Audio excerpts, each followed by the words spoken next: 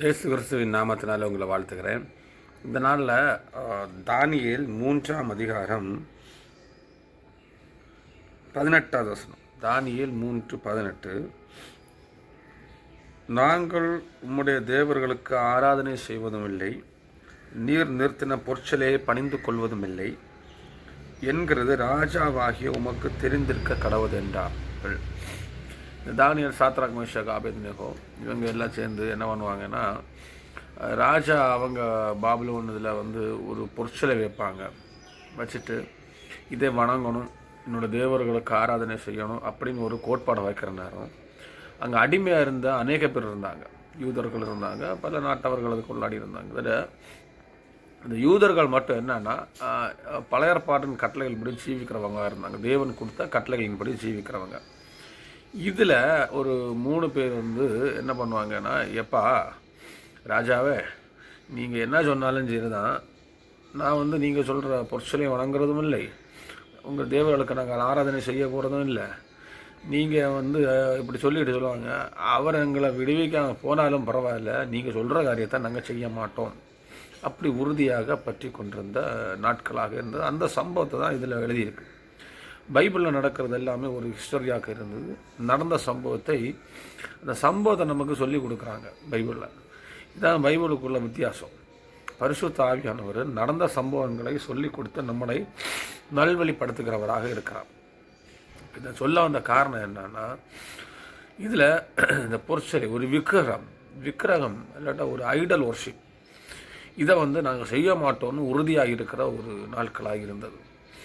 இதில் நீங்கள் நினைக்கலாம், பழைய ஏற்பாடு காலம், புதிய ஏற்பாடு காலம், இதெல்லாம் நியூ டெஸ்டமெண்ட், ஓல்டு டெஸ்டமெண்ட், புதிய உடன்படிக்கை, பழைய உடன்படிக்கை.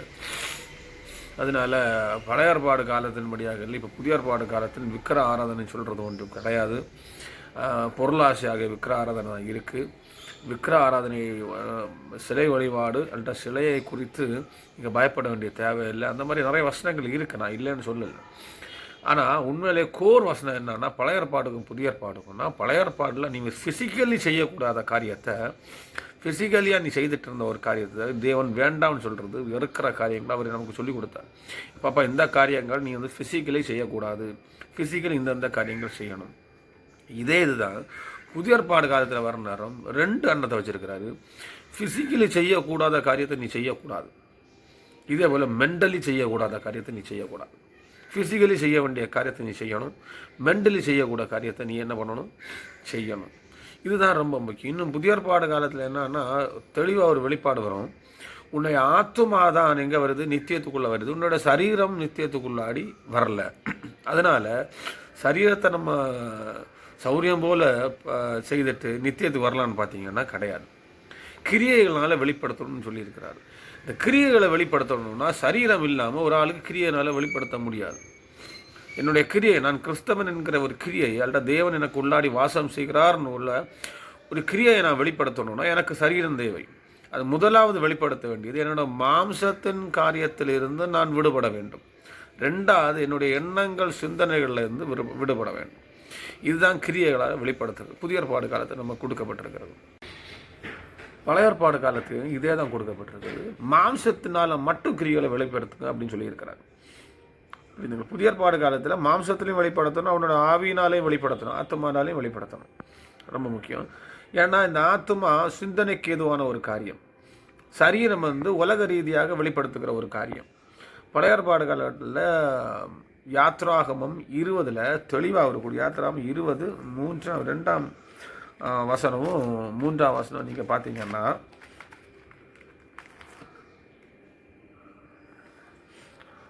மூன்றாம் வசனம் 4ஆம் வசனம், என்ன என்று உனக்கு வேறு தேவர்கள் உண்டாயிருக்க வேண்டாம், மேலே வானத்திலும் கீழே பூமியிலும் பூமியின் கீழ் தண்ணீரிலும் உண்டாயிருக்கிறவர்களுக்கு ஒப்பான ஒரு சொருபத்தையாகலும் யாதொரு விக்கிரகத்தாலும் உனக்கு உண்டாக்க வேண்டாம். இது உண்டாக்கினா நீ அவைகளை நமஸ்கரிக்கவும் சேவிக்க வேண்டாம். உன் தேவனாய கர்த்தராக இருக்கிற நான் எரிச்சல் உள்ள தேவனாயிருந்து என்னை பகைக்கிறவர்களை குறித்து பிதாக்கள் அக்கிரமங்களின் 3ஆம் 4ஆம் தலைமுறை மட்டும் விசாரிக்கிறவராக இருக்கிறேன். இதில் மறுபடியுமாக தெளிவாக சொல்கிறாரு. என்னன்னா, நீ ஒரு சிலையை உருவாக்கவோ அதை நமஸ்கரிக்காவோ சேவிக்காவோ இருக்கணும். அப்படி செய்கிறது வந்து எனக்கு வந்து எரிச்சலை உண்டாக்குகிறது. இந்த எரிச்சல் உண்டாக்குறதுனால நான் வந்து 3ஆம் 4ஆம் தலைமுறை மட்டும் என்ன பண்ணும், விசாரிக்கிற தேவனாக இருக்கிறேன். ஏன்னா இது தேவனுக்கு விருப்பம் இல்லாத ஒரு காரியம். அவர் 2வது கட்டளையாக அவர் கொடுக்குற ஒரு காரியம். அப்போ இந்த 10 கட்டளைன்னு சொல்கிறது சும்மா லேசுப்பட்ட காரியம் இல்லை. புதிய ஏற்பாடு வந்தோன்னா பழைய ஏற்பாடை மறக்கிற அனுபவத்தில் இல்லை நம்ம இருக்கிறோம். தேவன் இயேசு கிறிஸ்து பழைய ஏற்பாடை தாம் ஏற்றெடுத்து தான் புதிய ஏற்பாடை நம்ம கொடுத்தார். அதே அனுபவத்தில் அதை நானும் வருகிறோம். பழைய ஏற்பாடை முறித்தறியும்படியாக நான் என்ன பண்ணணும், பரிசுத்த ஆவியானவரை உள்ளாடி எடுத்து எனக்கு இந்த கட்டளைகளின் எல்லாம் கீழ்ப்படுகிறதற்கு லகுவாக இருக்கிற ஒரு காரியம். என்ன சொல்கிறான், நீ மாம்சத்தினால் வெளிப்படுத்துறதுக்கு முன்னாடி இருதயத்தில் நீ இருதயத்தில் ஏற்றெடுக்கும் பொழுது மாம்சத்தில் உனக்கு என்ன பண்ண முடியும், மாம்சத்தில் உள்ள காரியங்களை ஜெயிக்க முடியும். சிம்பிளாக சொல்ல போனால் பரிசுத்த ஆவியானவர் எனக்கு உள்ளாடி இருந்தாருன்னா நான் வந்து அவரோடு ஐக்கியப்பட்டிருக்கிற நேரம் மாம்சத்தின் காரியத்தை எனக்கு ஜெயிக்க முடியும்னு உள்ள அர்த்தத்திலேயாக அந்த புதிய ஏற்பாடு எழுதப்பட்டிருக்கிறது. அப்போ இருதயத்துக்குள்ளாடி நான் தீர்மானம் எடுக்கணும் முதலாவது. எப்போ அந்த பழைய ஏற்பாடு காரியத்தில் இருக்கிற காரியங்களை எல்லாம் நான் இனி செய்ய மாட்டேன், அந்த மாதிரி செய்ய மாட்டேன் தீர்மானம் எடுத்து அதை யார் கையில் ஒப்படைக்கணும், பரிசுத்த ஆவியானவரை நீர் என்ன வழி நடத்துங்க. இந்த பரிசுத்த ஆவியானவரை நம்முடைய வாழ்க்கையில் வழி நடத்துறதுக்கு நாம் என்ன பண்ணணும், இடங்கள் கொடுக்க வேண்டிய காரியமாக இருக்கிறது. பரிசுத்த ஆவியானவர் என்ன உணர்த்துவார், எப்படி உணர்த்துவார், 2வது கட்டளை எப்படி இருக்குது, நீ வந்து விக்கிர ஆராதனை போய் சிக்கிறாத. இந்த விக்கிர ஆராதனை சொல்கிறது சிலை வழிபாடு மாத்திரமல்ல, புனிதற்பாடு காலத்தில் என்னன்னு பொருளாசை ஆகிய விக்கிர ஆராதனை. தேவனை விட என்ன காரியத்தில் நம்ம அதிகமாக நாட்டம் செலுத்துகிறோமோ அதெல்லாம் விக்கிர ஆராதனையாக பார்க்கப்படுகிறது புதிய ஏற்பாட்டில். அதனால தான் இருதயத்திலையும் நீ என்ன பண்ணணும், கவனமாக இருக்கணும், சரீரத்திலையும் கவனமாக இருக்கணும். இருதயத்தில் கவனமாக இருக்கிறவங்க சரீரத்தில் கவனமாக இருப்பாங்க. இதுதான் புதிய ஏற்பாடு காலகட்டத்தில் உள்ள ஒரு நியாயப்பிரமாணம். இப்போ நான் அதை பற்றி பேச வரல. அப்போ அந்த சரீர பிரகாரமாக இந்த நாட்களில் சிலை வழிபாடுகள் சொல்கிறது வந்து தவறான ஒரு காரியமாக இருக்கிற, அதில் வந்து மாற்று கருத்தே கிடையாது. இப்போ நான் எனக்கு மெசேஜ் கொடுக்குறேன்னா இல்லை ரைட் சைடு வலது பக்கம் இடது பக்கம் சாய்ஞ்சு அப்படி பேசுகிறது கிடையாது. சிலை வழிபாடு தவறான ஒரு காரியம். விக்கிர ஆராதனை தேவனுக்கு எரிச்சலை கொடுக்கறதா இருக்கிறது. இதுக்குள்ள நிறைய வந்து டினாமினேஷன் உள்ள ஆளுகளும் சிக்கியிருக்கிறாங்க. அது வந்து நான் என்ன சொல்லுவேன், CSI, RC, Pentecost, Lutheran, jacobin நிறைய பேர் யார் வேணாலும் வந்து நின்றுட்டு விக்கிர ஆராதனையை ஆராதிச்சுட்டு போகிறாங்க. இது அவர்கள் தெரிந்து செய்கிறார்களோ தெரியாமல் செய்கிறார்களோ இல்லை, அதில் கருத்து. பைபிள் சொல்லுது இது வந்து தேவனுக்கு எரிச்சல் கொடுக்குற ஒரு காரியமாக இருக்குது. எல்லா பைபிள்லையும் அதான் கொடுத்துருக்கு. ஆர்சியில் கொடுத்துருக்குறாங்க, சிஎஸ்ஐயில் கொடுத்துருக்குறாங்க, பெந்தேகோஸ்டில் கொடுத்துருக்குறாங்க. அப்போ பைபிள் உண்மை. இந்த பைபிளை ஃபாலோ பண்ணி நடக்க வேண்டியதான் மனிதனுக்குள்ள கட்டளைகளாக இருக்கிறது. மனுஷன் சொல்லுகிற காரியத்தை ஃபாலோ பண்ணி நடக்கிறதுக்காக நமக்கு வந்து தேவன் கொடுக்கப்படவில்லை. தேவன் ஒரு காரியத்தை கொடுக்கல.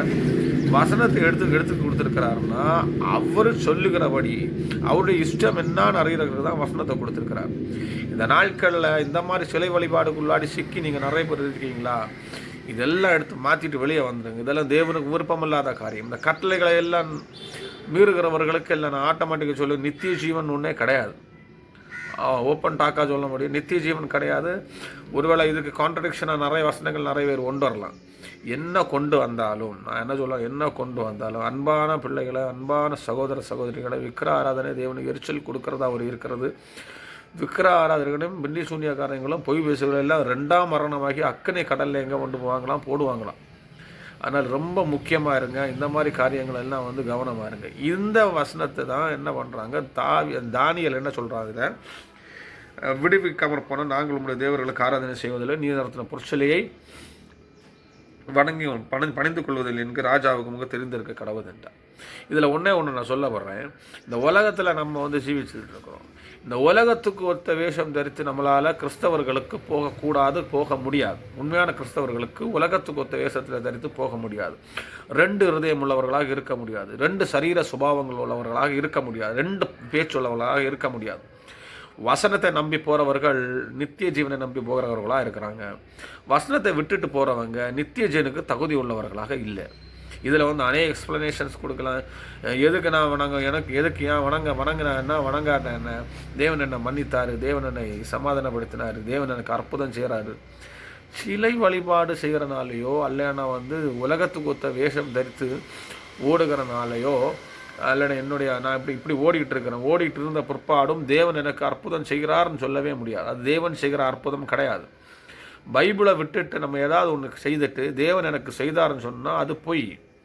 நான் என்ன சொல்லுவேன், நான் குடிச்சிட்டு சர்ச்சையில் போய் ஆராதிச்சுட்டு எனக்கு கடன் பிரச்சனை தீர்ந்துச்சுன்னா தேவன் கடன் பிரச்சனை தீர்த்து வைக்கிற தேவனா? இல்லை. அப்படின்னா நான் என்ன சொல்லுவேன்னா, எல்லாரும் குடிக்கலாமே, எல்லாரும் குடிச்சிட்டு எல்லாரும் தவறுகளை செய்துட்டு சபையில் போய் நின்றுட்டு கடவுளை எனக்கு இந்த மாதிரி தேவைகள் இருக்குது, நீங்கள் என்னை தூக்கி விடுங்கன்னு சொல்லிவிட்டு அடுத்த நாள் உங்கள் வாழ்க்கையில் ஒரு அற்புதம் நடக்கிற நேரம் அது தேவன் செய்தார்னு சொல்லுவீங்களா? அப்படியே நான் ஆல்டர்னேட்டிவாக சொல்லுவேன், பைபிளுக்கு விரோதமான காரியத்திற்கு தேவன் உடந்தையாக இருக்கிறாரா? கிடையாது. தேவன் பரிசுத்தர். அவர் பைபிளுக்கு விரோதமான காரியத்துக்கு உடந்தையாக இருக்கிற தேவன் கிடையாது. அவர் பரிசுத்தராக இருக்கிறார். நாம் பரிசுத்தமாக வேண்டும் என்ற எண்ணத்தில் தான் என்ன கொடுக்குறாரு, பைபிள் உள்ள எழுத்துக்கள் எல்லாம் கொடுத்துருக்கிறாரு. பரிசுத்த ஆவியினால் எழுதப்பட்ட எழுத்துக்களாக இருக்கிறது. அதனால் இந்த பைபிளில் உள்ள எழுத்துக்களை எல்லாம் மாற்றுறதுக்கோ வியாக்கியானம் கொடுக்கறதுக்கோ மாற்று கருத்தான காரியங்களை சொல்வதற்கோ நமக்கு யாருக்கும் தகுதி கிடையாது. பைபிளில் உள்ளதுபடி உள்ளதாக நம்ம சொல்லணும், இல்லை ஸ்ட்ரைட்டாக சொல்லணும். இந்த வசனத்தில் தேவன் சொல்கிறார், என்ன சொல்கிறார், யாத்ராகமத்தில், எனக்கு பிடிக்காது நீ உனக்கு வானத்திலும் பூமியிலும் அதுக்கு கீழே உள்ள எந்த ஒரு உருவத்தை நீ உருவாக்காமல் நீ உருவாக்காத, அதை சேவிக்க நமஸ்கரிக்க நீ செய்யாத அண்டில் நான் சொல்லது. இப்போ தேவன் சொல்கிறாருன்னு வைங்களேன் உங்கள்கிட்ட, எப்பா இந்த மாதிரி நீ உருவாக்கு, இந்த மாதிரி செய், நீங்கள் தைரியமாக செய்யுங்க. ஏன்னா அவர் சொல்லியிருக்காருன்னு உள்ள கன்ஃபர்மேஷன் இருக்குது. நான் என்ன சொல்லுவேன், நான் தேவன் அப்படி சொல்லுகிற தேவன் கிடையாது. அவர் ஒரு காரியத்தை சொல்கிறாருன்னா அதில் ஒரு நியாயம் இருக்கும். ஒன்று நீங்கள் கேட்கலாம், கேருபீன்கள் சேராபீன்கள் எல்லாம் செய்து வச்சுருக்கிறாங்களே, நான் என்ன சொல்லுவேன்னா அது ஓப்பன் டாக்காக பைபிளில் கொடுத்துருக்குறது. தேவன் அதை செய்ய சொன்னார். கொள்ளிவாய் சர்ப்பத்தை மோசேயிடத்தில் உயர்த்த சொல்லுவார், தேவன் செய்ய சொன்னார். தேவன் ஒரு காரியத்தை செய்ய சொல்லியிருக்கிறாருன்னா அதில் நியாயம் இருக்கும், அதில் ஒரு காரியம் இருக்கும். அவர் அதான் திருப்பி சொல்லார், நீ செய்யாத, நாம் செய்வதற்கல்ல நம்மளை தேவன் உருவாக்கி வைத்திருக்கிறார். நான் என சௌரியத்துக்கு மீன், பாம்பு, பள்ளி, தவளை, இன்னும் பழைய பௌலப்போஸ்தலருக்கு சிலைகள், மரியாளுக்கு சிலைகள், இன்னும் இயேசு கிறிஸ்துவ சிலைகனே சொல்லி செய்து வச்சுருக்கிறாங்க. தேவனுக்கு சிலைகள், பிதாவானவர் தாடியெல்லாம் வச்சுட்டு அந்த சிலைகள், இன்னும் நிறைய நிறைய நிறைய காரியங்கள் அநேக சபையில் பார்க்க முடியும். சிஎஸ்ஐலையும் பார்க்க முடியுது, ஆர்சிலையும் பார்க்க முடியுது, பெந்தேகோஸ்லையும் பார்க்க முடியுது, எல்லாத்துலேயும் பார்க்க முடியுது. ஒவ்வொரு ஆளுகளும் சலைத்தவர்கள். இது சபையில் செய்யக்கூடிய காரியம் மாத்திரமல்ல, வீட்டில் நீங்கள் செய்து வச்சுருந்தாலும் மாற்ற வேண்டிய காரியம். இதெல்லாம் தேவனுக்கு அருவருப்பான காரியங்கள். சபையில் ஆலயத்தில் செய்து வைங்கன்னு ஒன்றும் சொல்லலை அவர். நீங்கள் எங்கேயும் செய்யாதீங்க, அதை சேவிக்கவும் ஆராதிக்கவும் செய்யாதீங்க, அதுக்கு தூபம் காட்டாதீங்க. நிறைய காரியங்கள் அதில் போட்டிருக்கிறாங்க, நீங்கள் படிச்சிங்கன்னா தெரியும். அப்போ இந்த மாதிரி காரியகட்டத்தில் எல்லாம் விடுதலை ஆக்கப்பட்டவர்கள் தான் யார், தானியல் அழகாக சொல்கிறோம். அந்த 3 பேர் சொல்கிறாங்க, இன்னும் செய்ய முடியாது. அப்படி இருக்கிற நேரம் தான் என்ன ஆகுது, தேவன் அவர்களை இந்த இக்கட்டிலேருந்து விடுதலை ஆக்கினார். அவர்களுக்கு செய்யலைன்னா எங்கே கொண்டு போடுவோம்னு சொல்லியிருக்காங்க, தீச்சுளையில் ஒன்று போடுவோம் அப்படின்னு சொல்லியிருக்காங்க. அந்த சம்பவத்தை ஃபுல்லாக படிச்சிங்கன்னா இப்படி செய்யாமல் இருக்கும் பொழுது தேவன் அவர்களை இக்கட்டான சூழ்நிலை வெளியாக்கினார். ஆழமாக என்ன சொல்லுவேன்னா, சில காரியங்கள் நான் தேவனுக்கு பிடித்தமில்லாத காரியங்களை செய்ய தூண்டும் பொழுது, பிசாசானவன் தூண்டும் பொழுது நாம் செய்தால் நாம் அழிந்து போயிடுவோம், செய்யக்கூடாது.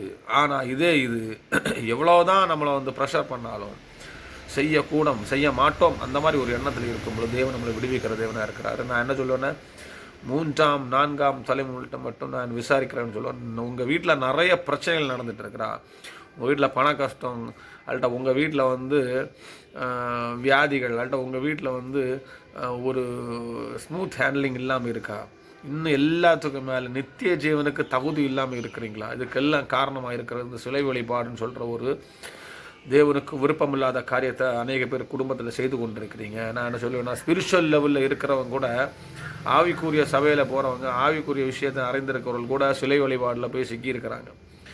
இன்னொரு புனிதர்களை ஆராதிக்கவும், அவர்களை தூபம் காட்டவும், அவர்கள் முழுத்திரி கொளுத்தி வைக்கவும், அவங்க சாம்பிராணி திரி வைக்கவும், அவர்களுக்கு மாலை இடவும், அவர்களுக்கு அந்நிய ஜாதி மக்கள் செய்கிற காரியங்களை எல்லாம் செய்து கொண்டிருக்கிறார்கள். தேவன் நமக்கு எழுதி கொடுக்காத ஒரு காரியத்தை, பிரமாணத்தை நாம் இந்த நாள் மட்டும் செய்து கொண்டிருக்கிறோம்.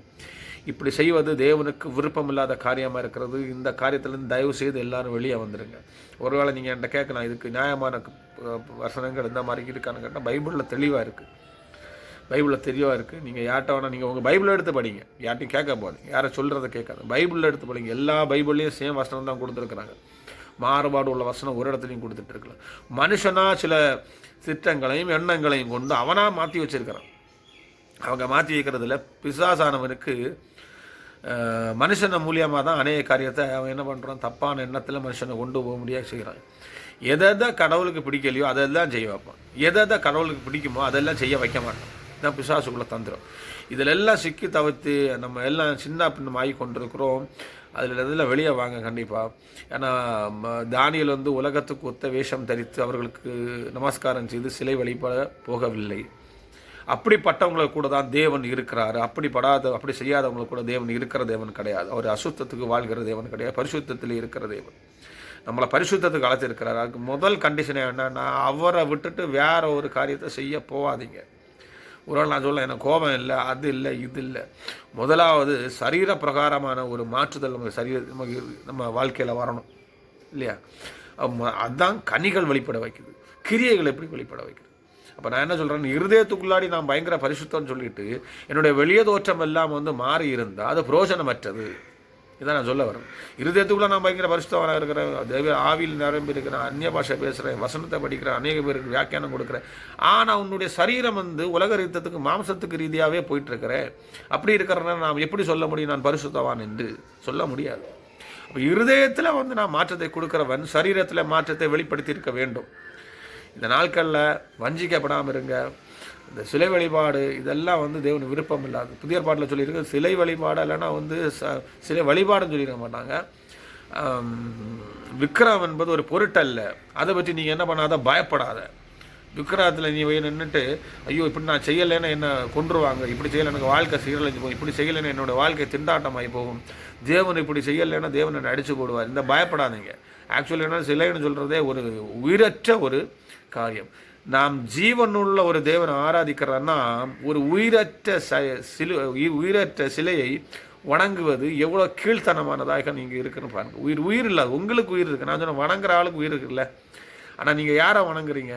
உயிர் இல்லாத ஒரு சிலையை வழிபட்டு கொண்டிருக்கிறீங்க. அப்போ இவ்வளோ பெரிய முட்டாள்தனமான ஒரு காரியங்கள் நம்ம செய்து கொண்டிருக்கிறோம். நம்ம யோசிக்கணும். தேவன் இதன் மூலியமாக ஒரு வெளிப்பாடு தேவன் உங்களுக்கு கொடுக்கட்டும். தேவன் உங்களை ஆசீர்வதிப்பாராக. ஆமென்.